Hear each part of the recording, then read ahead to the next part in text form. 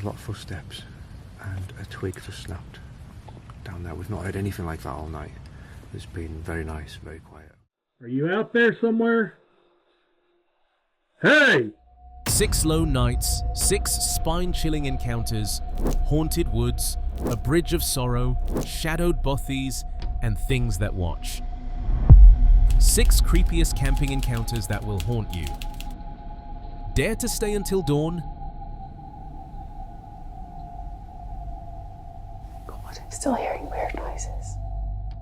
Venturing into the woods alone can be terrifying, but what happens when you encounter something you wish you'd never seen? Like this first encounter, for example. Posted by Travis Jake. On August 12, 2024, Travis Jake, creator of the Hoggett Project, a channel known for eerie explorations of haunted places, decided to take on another adventure. This time, his destination was one of America's most haunted forests, deep in Washington state. No crew, no backup, just him, his camera, and a single tent pitched in the middle of nowhere. The afternoon was quiet. The trees whispered softly in the wind. Back out here in the mountains, and I'm thinking of going up to the top there, having a look. If that doesn't work, back in here looks like it's flattening out. Made it to the top. It's a nice creek that comes through here, and you can have a look-see all the way down the pipeline. By nightfall, the forest grew still, a silence so complete it almost pressed against his skin. Travis set up camp by a small creek, believing he'd chosen a peaceful spot to spend the night. It would appear that the very first spot we found, ironically, turns out to be the best one. You can see just how soft the ground is, just how other animals come through here. So it just came through, scooped on out, and kept on trucking.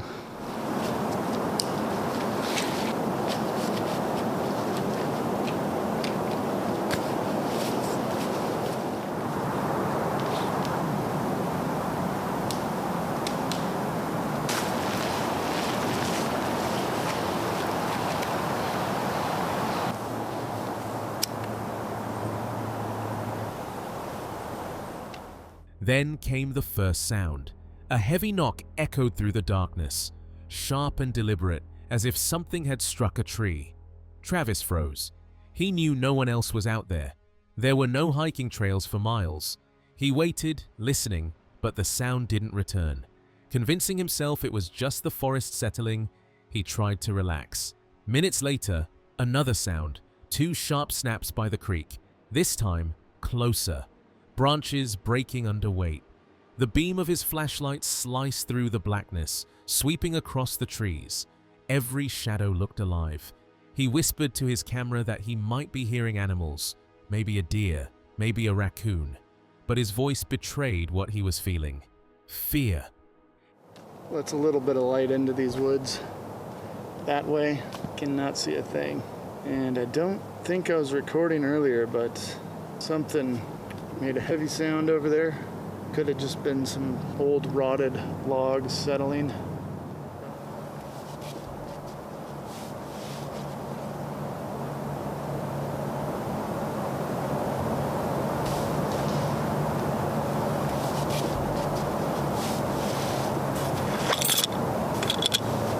I don't know if that was me or something over there.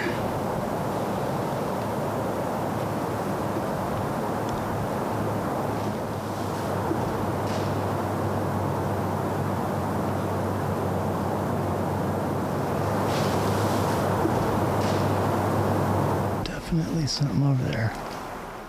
He kept the light moving for several tense seconds, seeing nothing but fog and trunks. Finally, thinking it was nothing, he lowered the light and took a breath. That's when he saw it. At first, it looked small, a dark shape crouched near the ground, but when he shifted the beam to low intensity, the figure rose. Tall, massive, standing completely still at the edge of the clearing. For a moment, Travis couldn't breathe. The light caught what looked like shoulders, impossibly wide, and the faint glint of eyes reflecting back at him. The figure didn't move, didn't speak. It only watched. The words barely left his mouth before the shape turned. One smooth motion, and melted into the darkness between the trees. Silence returned, heavier than before. No footsteps, no rustle, only the faint gurgle of the creek. Documenting my experience and why I'm leaving is basically, it was all set up, it was getting dark, I had just gathered all the firewood.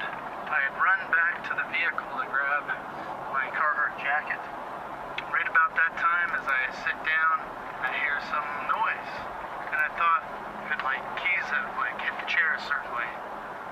And as I'm thinking about it, I'm about to go about my business, then I hear behind me, where the creek is about only 50 feet, I hear a couple more loud crunches. And that's when I stand up, and I just shine the forest. Of course the noises stopped, and I'm guessing whoever it was, it found a good spot to lay low. I didn't see any eyes blowing back, didn't see any movement, other than I did see a bat. But definitely that is not what made the loud noises. In all this, I probably shined the light on the forest for a good 3 to 4 solid minutes. Travis didn't stay to find out what it was. He packed his camera, grabbed his bag, and left the woods before dawn. When he returned with rangers the next morning, his campsite was untouched, except for a single tree beside the creek. Across its bark were deep, uneven scratches, 7 feet off the ground. No one ever explained what made those marks. But for Travis Jake, that night changed so many things. He still explores haunted places, just not with the same ease as before. Whatever this was, decided it was just going to freeze, and then maybe I wouldn't think it was anything. But as I'm looking in that direction, I'm not even kidding, it looks like somebody dressed up in camo. And they've got their back slightly angled away, I'd say like at a 45 degree. They're standing there about 6 feet tall, looking like a human that I just caught that was probably sneaking up on me. That's all I can think. When I saw what it was, a human. As we go further into these chilling tales, the atmosphere only grows darker. It's not easy to visit haunted places, especially when the stories that surround them whisper of the supernatural. But tonight, the team from the Flex Tapes, known for their eerie explorations and wild camping adventures, decided to face one of England's strangest mysteries. Their destination, Hangman's Hill, a place where gravity itself seems to bend, and legends claim that unseen hands can move your car uphill. It was a cold night in Epping Forest, under a bright full moon, the kind that casts silver light across the trees, making every shadow seem alive. The team began their recording with confidence, explaining the old legend. Whenever you park your car on this hill and leave it in neutral, it rolls up the slope. A trick of the land, perhaps, or something far less natural. This time we're back, and we are in a different area this time. We're in a place called Hangman's Hill, and the old legend is that whenever a car is on the hill and you leave it in neutral, the car will roll up the hill. Crazy, but it works. But anyway, we're here. The tent is in the background, as you can probably see. Now, we had to buy another tent. We ended up going and getting a big, massive 6-man tent. It's huge, absolutely insane. It's a full moon. It's a beaver moon tonight. You're jumping in, you're going to put it in neutral. Put it in neutral now. That's neutral. Right, we're in neutral. Right, ready? I'm ready. Foot off the brake. Yeah. Are you ready? Let's watch him go up the hill. Foot off. Look at that, he's rolling up the hill. Oh wow, this is dangerous. This is scary. They decided to test it. The car was placed in neutral. The headlights dimly lit the winding road.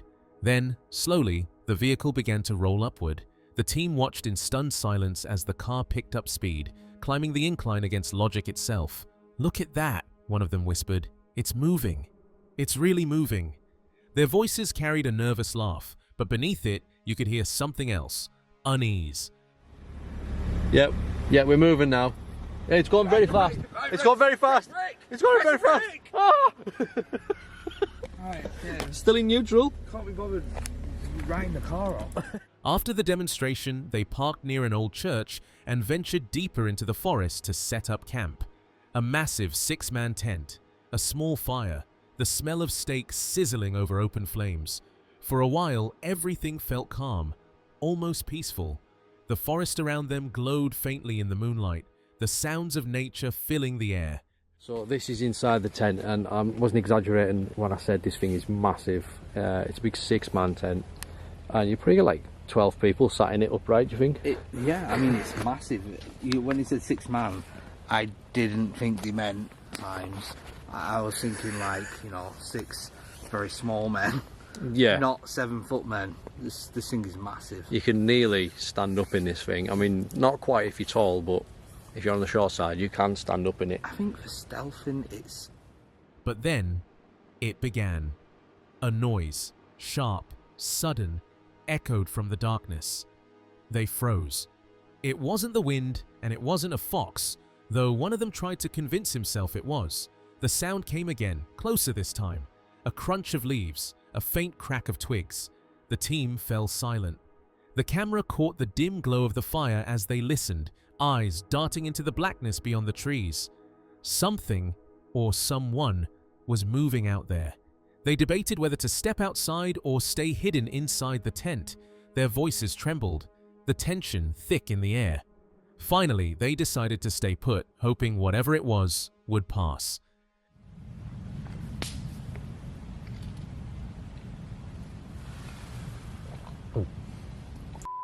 What was that?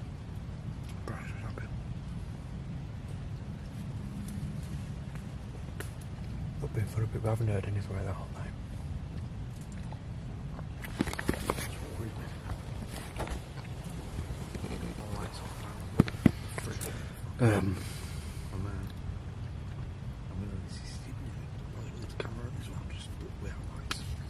Just in case you didn't hear anything, there's a lot of footsteps and a twig just snapped down there. We've not heard anything like that all night. It's been very nice, very quiet. Lights out, I think. Right, so I finally got my wish. The one time we've been camping in like the past 12 months, it's never rained. It's raining now, and we're in a good tent. But the forest didn't sleep that night. The noises came and went, sometimes near, sometimes distant, until the early hours of dawn. When morning light finally broke through the mist, they stepped out, pale and shaken, but safe. The forest was silent again, no footprints, no sign of what had stalked their campsite. As they packed their gear, one of them whispered, "We came for a legend, but something else came for us." And at Hangman's Hill, where cars roll uphill and shadows seem to follow, the line between science and the supernatural remains as blurred as the night itself. Imagine a woman so fearless she can travel alone, explore alone, and even camp alone in the most unsettling of places. This is Ruth Arsling, creator and owner of the YouTube channel Ruth Arsling. Through her videos, she takes her audience on raw and immersive adventures into some of the most remote parts of the world. But on this particular night in Scotland, Ruth would capture something far from ordinary. She had planned to spend the night inside a small, isolated bothy, one of the many scattered across the Scottish Highlands. A bothy is a basic stone shelter, often left open for travelers and hikers to rest. Most of the time, they are quiet and safe. But this one felt different from the start. Some of you might be wondering, what is a bothy? Well, a bothy is a basic shelter or refuge, and some can be found in remote rural areas of Scotland. They are unlocked and free to stay at. Bothies vary in size and construction, but are often small, simple buildings made of stone or wood, with minimal amenities. Traditionally, bothies were used by farm workers, shepherds and travellers as temporary shelter from the harsh Scottish weather. Today, bothies are popular destinations for hikers and outdoor enthusiasts. As she arrived, Ruth noted that the place was completely empty, yet there were signs that someone had been there before her. A single light bulb hung from the ceiling. On a small table sat a candle, a bottle of ketchup, and a few other personal items.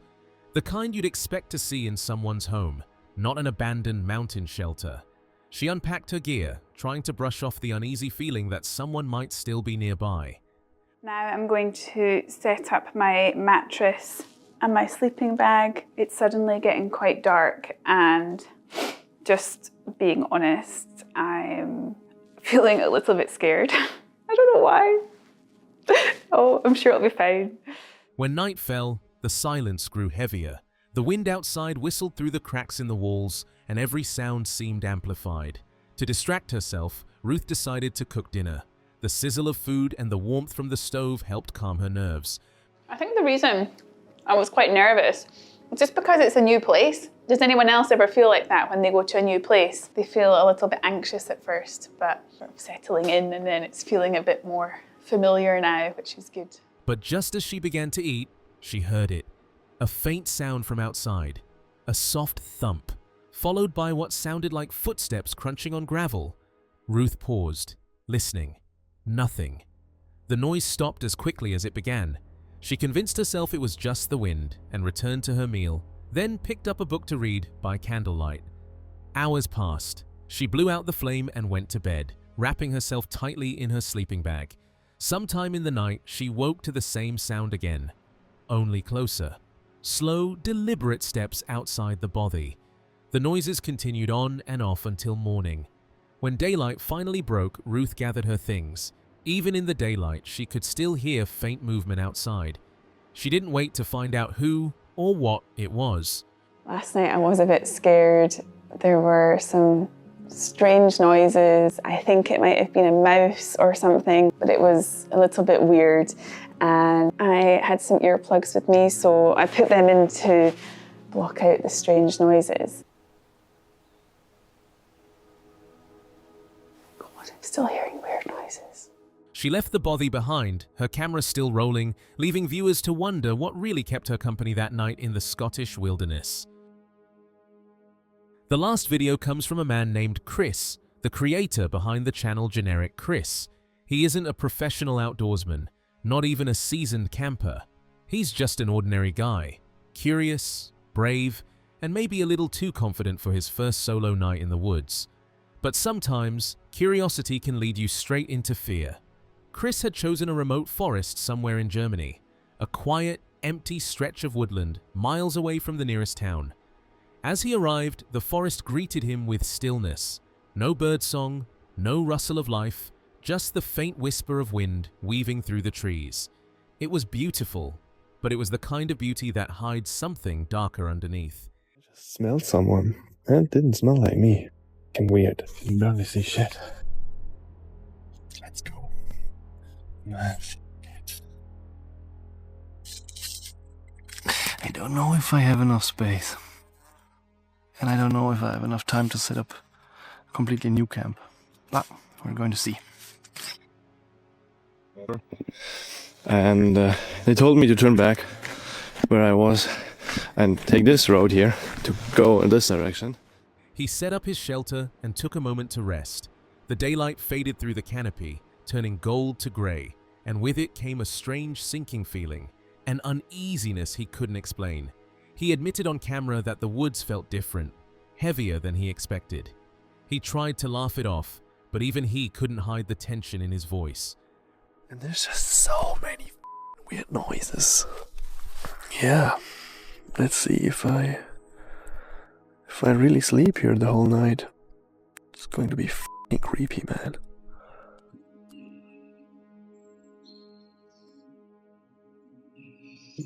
Yeah, it's very creepy, I'll say that. It's creepy here. Yeah, I don't know if you have noticed, but I'm not an outdoors guy, so this is all pretty new to me. Never done this before. Mosquitoes are coming out, but yeah, I got the mosquito net, I guess, for that. Gonna use it if I have to. I'd rather sleep without the net, honestly, because this forest fucking creeps me out. By nightfall, the forest had transformed. Every sound became sharper. Every shadow looked alive. Chris was already getting the creeps when a sudden strange smell drifted through the air, something musky, human, almost like body odor. He froze, realizing it wasn't his own. The realization sent a chill down his spine. Someone, or something, had been nearby, maybe even watching. He scanned the tree line with his flashlight. Nothing. Just the empty dark staring back at him. He tried to shake off the fear, telling himself it was just the wild animals, or his imagination playing tricks. He returned to his small fire and cooked a simple meal, instant mashed potatoes with minced meat. The comfort of food helped for a moment, but that feeling of being watched never really left. Okay, so I am on a quick mission to find my car, because I do need to get this sleeping bag. Well, that's so cold if I don't, but I need to hurry, because the sun is already gone, so it'll go dark really quick. Bro, I would have never found this in the dark, and I wanted to cook. But creepy thing. I just smelled someone. That sounds weird.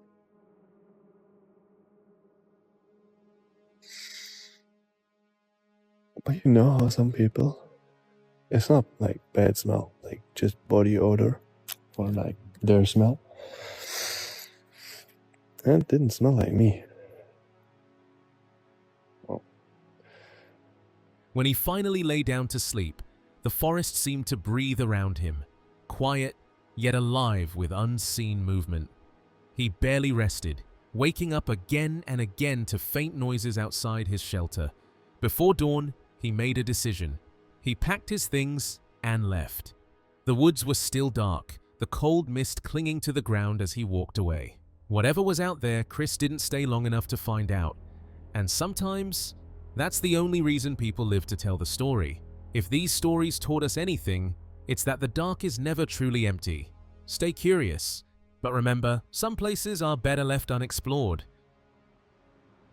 The man behind dark exploration films is known for seeking the quiet places most people stay away from. Forgotten buildings, lonely roads, and deep forests where time seems to stop. But this trip felt different.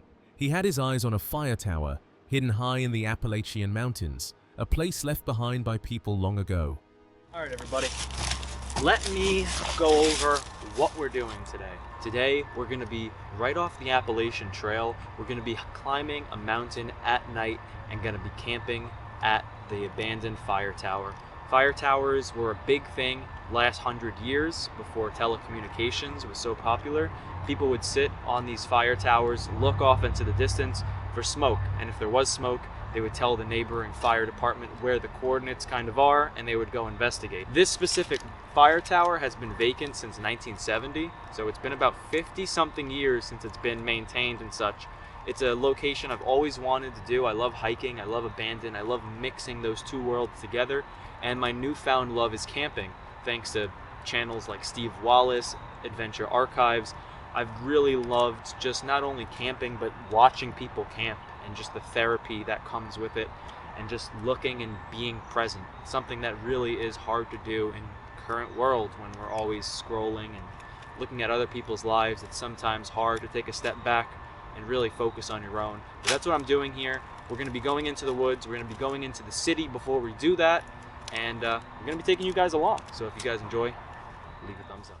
He began his hike late in the day under a pale, fading sun. The forest was thick, the air still. Each step crunched against leaves that had gathered over years. He carried only what he needed: a pack, a flashlight, and his camera. His plan was simple: reach the tower before dark and spend the night inside. As he walked, the woods grew quiet. Even the birds seemed to keep away from the old trail. I'm trying to get up as much as I can before the daylight completely goes down behind me. Gonna need the light soon though. He spoke softly to the camera, saying that he'd wanted to visit this place for years, but something about it always made him hesitate. The tower stood miles from the nearest road, deep in the heart of the mountain. Few ever made it this far. When the first glimpse of steel appeared through the trees, he stopped. The tower rose like a skeleton against the sky, tall, rusted, and silent. Its steps were thin and cold, the railing worn smooth by weather. He looked up at it for a moment, then began to climb. Each step rang out through the empty air. Halfway up, the forest below seemed to disappear. He could see only mist moving between the trees. The wind began to hum through the metal frame, a low, steady sound that carried across the ridge. Let's go up here and test it out. I could already see right there. The stairs look a little weird, so. I'm not afraid of heights. I'm afraid of falling. So here goes nothing.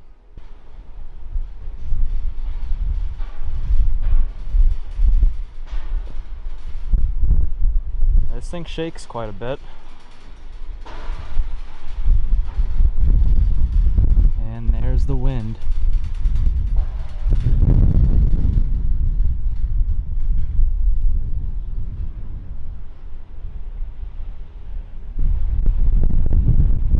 Wow, that wind is crazy right now. Holy. When he reached the top, he found the small cabin still standing. Its floor creaked, its windows cracked, but it was enough for the night. He set down his pack and looked out across the mountains. The horizon stretched forever, layers of blue ridges fading into cloud. He said it felt peaceful, but also heavy, like the tower was holding something old. It really shows that people who have came up here have all came up for basically the same reason I have, is just to get some peace of mind. Because the way I see it, I'm one of the last generations born in the 1900s, as weird as that sounds, but I have a memory of my entire childhood with no technology, and at age 10, all of a sudden, technology was all around me. Little would I know, 30 years go by, and I see everybody acting like robots, and I just can't help but be so thankful to have grown up in the era I have, and I'm truthfully one of the last humans born without technology in their hands when they're coming out of the womb. Like, it's kind of crazy to think about, but it's reality. And people have different coping skills. You see kids who are lonely, they speak to AI online, and they don't do the necessary things that you really need to do for your soul, your mind, and your heart to get out there and restart. And this is it. When night came, the air turned colder. The woods below fell silent again. Only the soft groan of the tower and the whisper of wind filled the dark. Sitting alone inside the cabin, he spoke quietly about what draws him to these forgotten places. Not ghosts, but the silence. The sense that someone once stood here, saw this same view, and left a piece of their story behind. Later that night, a distant clang echoed through the steel frame. Maybe it was the wind, maybe not. He paused, listening, then smiled to himself. We're finally up here after about 2 hours of walking and hiking. Holy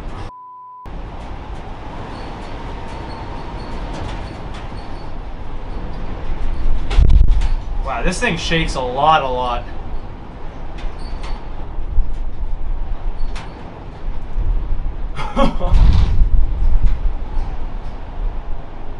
Wow. That's pretty crazy. When morning came, sunlight spilled across the mountains, turning the mist gold. He packed his gear and took one last look at the tower before climbing down. Alright, the sun has finally came across the horizon.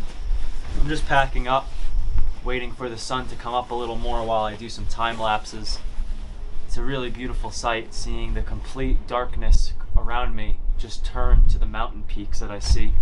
And right beyond where the camera is, I could see a huge lake. I'm pretty sure that's the reservoir here for the city of Harrisburg, and I just see all the peaks around me. It had stood for decades, watching storms and seasons pass. And now, for one quiet night, it had watched him too. Well, I'll tell you what, this place is a little bit more scary in the daytime, because now I could actually see the way down.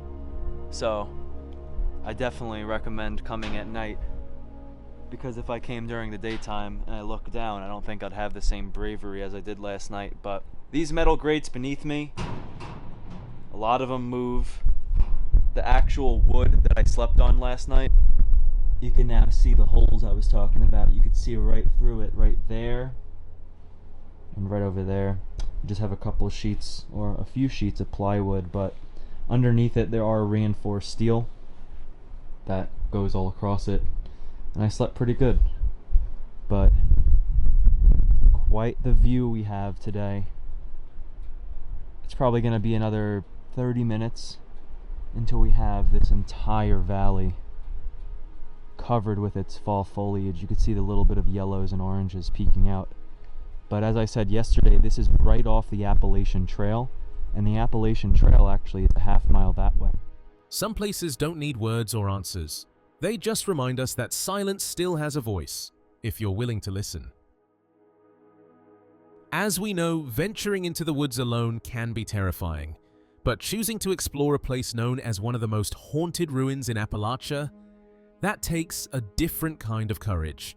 On October 11th, 2025, the creator of Appalachia set out deep into the woods of North Georgia to investigate the ruins of Corpsewood Manor, a site drenched in legends of satanic rituals, tragedy, and restless spirits. Armed with nothing but a flashlight, a night vision camera, and his courage, he hiked into the darkness. The trail was narrow, tangled with vines, and alive with strange noises. Frogs croaked, armadillos scurried through the leaves, and giant Joro spiders hung in golden webs like sentinels. The deeper he went, the heavier the air became, thick with the feeling that he wasn't welcome. When he finally reached the ruins, the woods fell silent. I'm just gonna circle. Oh my god, there it is. Are you out there somewhere? Hey! Do I remind you of the people? To explore one of the most haunted locations east of the Mississippi. I'll be heading out in the dead of night with my GoPro, lights, and an IR night vision camera to see if I can entice any spirits to communicate with me, as well as tell y'all the true story of this place. Let's get to it. The remains of the manor stood half swallowed by nature, stone walls draped in moss, metal roofing collapsed by storms.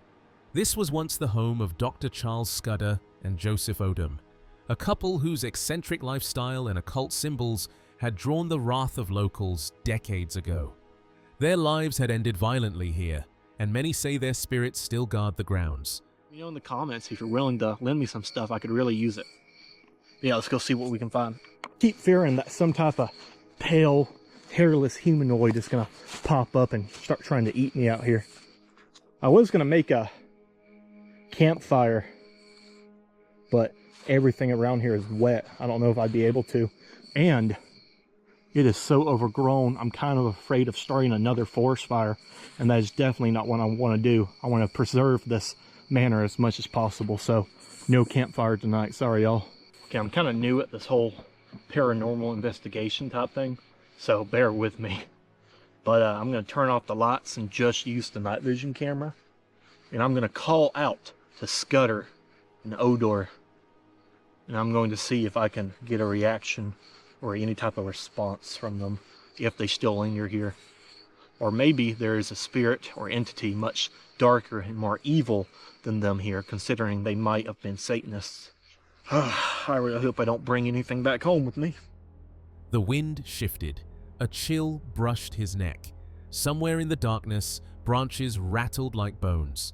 Was it the forest? Or something older, listening? He kept speaking, offering respect to the dead, asking for a sign. For a moment, the air grew still. Then a cold draft swept through the ruins, sharp and sudden. "Was that you?" he whispered. No response, only the whispering woods. Hours passed with no clear proof. Only the haunting awareness of unseen eyes watching from the shadows. Finally, exhausted, he began his trek back, only to lose the trail. Lost among the overgrown paths, every sound became a threat. If you're here right now, I don't have much means to communicate with you. But if you're willing, I am willing to communicate myself. What happened to you was a tragedy. And if you're here with us today, give me some type of sign. Maybe maybe yous are just camera shy, huh? I don't blame you. I was camera shy too when I started this YouTube. Cameras ain't nothing to shy away from, y'all. Come on. Talk to me. Let me know you still rule and own these hills. Do they still belong to you? Or have the critters and the trees and the vines and the bugs taken back over? And then, somewhere behind him, a scream tore through the night. He never saw what made it, but as he reached the car, pale and shaking, he swore one thing. Something still walks among the ruins of Corpsewood Manor. Moxley has been to a lot of strange places, But this one always stayed with him. A quiet patch of forest deep in the UK countryside. Years ago, he spent a night here alone, swinging in a hammock under the trees. He heard knocks in the dark, voices that didn't belong. Now, he's come back. Not for proof, just to see if that feeling still waits for him. The day is calm when he arrives. The forest feels peaceful at first. Damp air, soft ground, the smell of pine and rain. He walks along a narrow path, camera in hand, talking in his usual calm tone. "It's weird being back here," he says with a half smile. "This is where it all happened." Just been walking back down there, burnt out motorbikes and all sorts of stuff. But yeah, this was the beginning of the original site. Yeah. Just there. How you feeling, Ming? I'm shattered.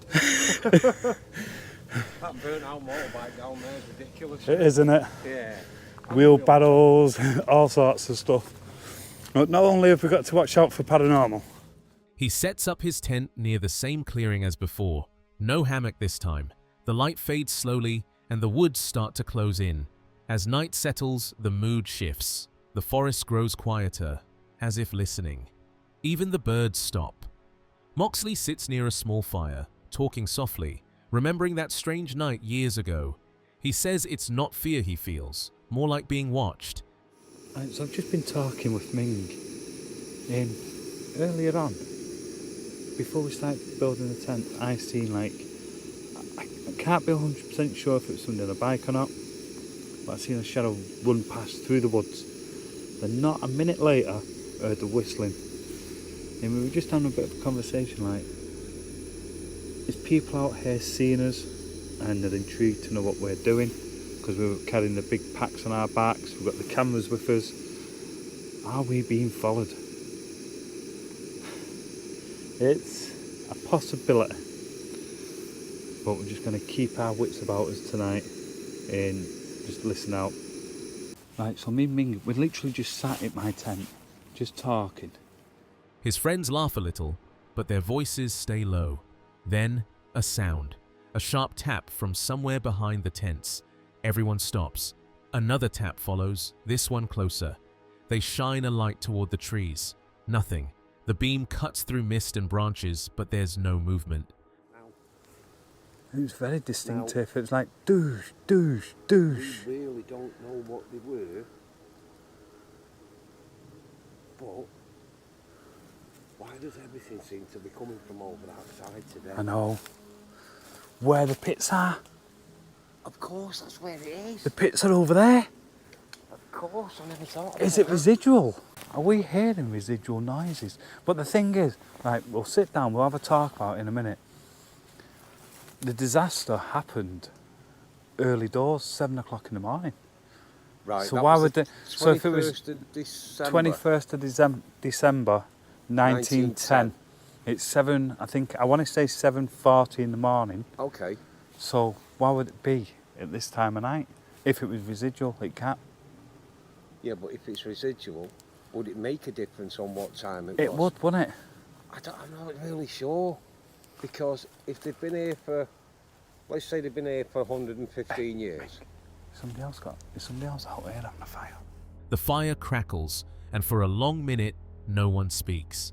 Then the sound comes again. Slow, steady, like someone knocking on wood. Moxley listens, head tilted. He whispers, "That's the same sound I heard before." His voice is calm, but you can feel the tension behind it. You said that from before, didn't you? I'm telling you, we are being followed. Because I didn't even think of that. But the whistling, there's somebody. I say somebody rolled through on a push bike, but you'd have heard them going through. Right. On a push bike, you'd have heard it. Yeah, I think. There we go. Yeah, I know. Listen. Did you hear it? I think somebody has followed us in because we've had backpacks on. And they're messing with us out there. They're messing with us. That's my thought on it. Maybe I'm wrong, folks. Oh, Maybe it's not. I'm wrong. It's not far-fetched, mate. It could happen. It can happen. Time passes. They try to settle again, but the forest won't let them. A branch snaps deeper in the dark, not from wind, but from weight. Then a small stone rolls down the slope and lands beside the fire. It doesn't bounce or tumble. It just stops, as if placed there. Moxley stares at it, then looks toward the ridge. "That's not an animal," one of them says quietly. No one disagrees. The night drags on. The woods stay dark, thick, and still. That's not good. Like I was saying, folks, I'm not one for lying, and people that watch me know this. But I think that's a caddy, that's a black bag there. that is a black bag. And that's in a bit of a ditch as well. Yeah, it is. Okay. Alright, so has somebody else been staying here? I'm not sure Well, whether you like can that. tell, folks, but it is actually raining. It is. I was going to put my torch on, but I really don't think there's any point with Mox having his on. I'm just trying Every now and then, something moves just outside the light's edge. Too far to see, too close to ignore. Moxley keeps his voice steady, but he admits this place always feels different. "It's like it remembers you," he says softly. Just sat down, just about to start talking. This is ridiculous. Right, There's some fucker walking around out there. I'm really not sure.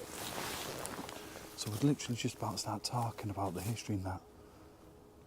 And you heard like somebody walk through this side when I'm pointing the torch.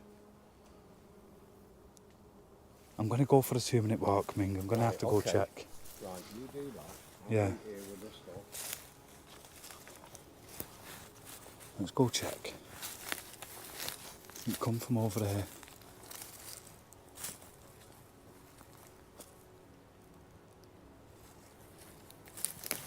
That's what it sounds like. See that, what I just done then? It's exactly what it sounds like.